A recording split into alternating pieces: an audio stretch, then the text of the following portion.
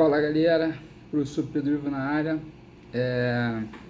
O vídeo também de hoje já faz bastante tempo, né? Deve ter mais de uma semana que eu não posto nenhum vídeo sobre o assunto de economia.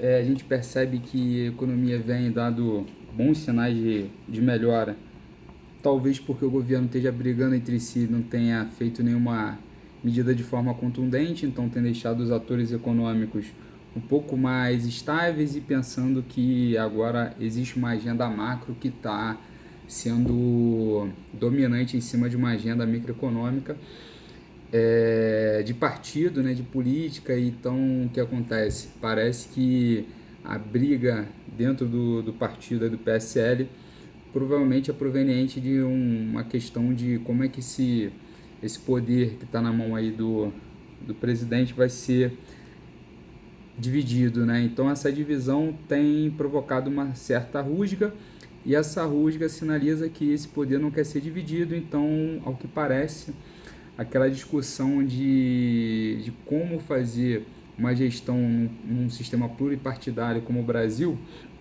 parece que está meio que sendo equacionada, colocando o legislativo na berlinda, ou seja, impondo a ele uma agenda positiva e ao mesmo tempo sendo bastante transparente em relação a qualquer tipo de negociação que não seja com viés republicano. Bom, a partir dessa vênia que eu fiz, eu gostaria de introduzir agora uma grande denúncia, né, que eu venho percebendo e que, como eu não estou dentro de nenhum organograma político, eu posso fazê-la sem nenhum tipo de mágoa ou ressentimento, que é a questão de como a crise fez com que grandes políticos tenham mudado e alguns membros do poder público mudaram a forma de se enriquecer no país. Vou te dizer como é que é a metáfora. A metáfora é o seguinte: você coloca um país em frangalhos via alguma operação e, ao mesmo tempo, se o país está em frangalhos, você simplesmente tem uma queda de preços, principalmente de bens que são de consumo durável ou bens cujo poder aquisitivo é muito alto, como, por exemplo, imóveis. E imóveis, ainda assim, bem localizados, né, que teriam um preço bem acima de qualquer linha de crédito proveniente do poder público. Então, são imóveis que têm uma liquidez mais reduzida.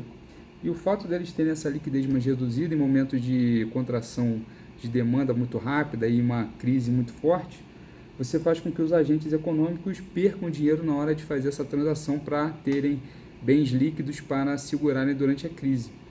E aí isso faz com que os preços dos imóveis desabem e quem tem poder de demanda consiga comprar esses imóveis de uma forma bem barata.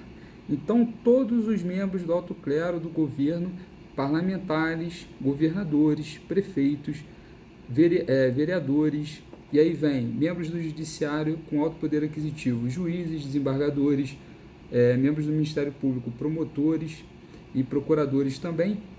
Procuradores que são membros do executivo, têm enriquecido de forma bem rápida no Brasil, simplesmente comprando imóveis. Então, os grandes, hoje, compradores de imóveis no país se chamam poder público, se chamam os membros do poder público. Então, você vê facilmente na mão desses caras um portfólio de mais de 10 imóveis.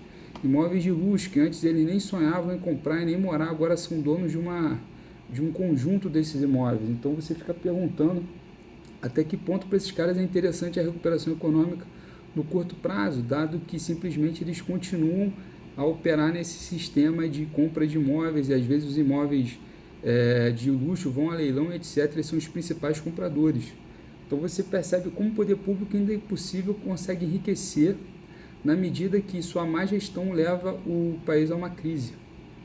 É uma denúncia forte, né? Se você perceber esse movimento, se você for nos cartórios e começar a querer levantar os dados dos maiores compradores, você vai perceber essa grande correlação entre fonte de renda vindo do governo, né, vindo do erário público e sendo ele o maior comprador de imóvel, sendo esse grupo o maior comprador de imóvel nesse período. Então você vê os imóveis saindo de pessoas que tinham uma renda ou um poder aquisitivo proveniente da esfera privada indo em direção às pessoas que estão na esfera pública.